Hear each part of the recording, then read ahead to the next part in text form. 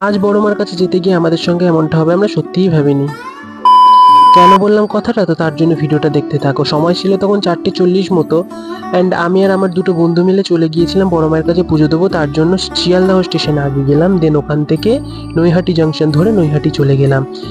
আমাদের কদিন ধরে মনটা এত বড় মা করছিল না, যে মায়ের কাছে না গিয়ে থাকতেই পারলাম না। সো আমাদের এক্সাম শেষ হওয়ার পর দিনে আমরা চলে গিয়েছিলাম। আর কেন বলেছিলাম তখন ওই কথাটা বলি, এখন আমরা সোশ্যাল মিডিয়ার থ্রুতে প্রায় বড় মার সম্বন্ধে সবাই জানি। যেন এই মন্দিরে 365 দিনে 365 দিন কি পরিমাণ ভিড় হয়, আর আজকে তার সিকি ভাগও ছিল না। এগুলো বড় মায়ের কৃপা ছাড়া কিছুই হতে পারে না। এগুলোই আমরা তিনজন ভাবছিলাম লাইনে দাঁড়িয়ে দাঁড়িয়ে। তারপরে মন্দিরে প্রণাম করলাম ঢোকার সময়।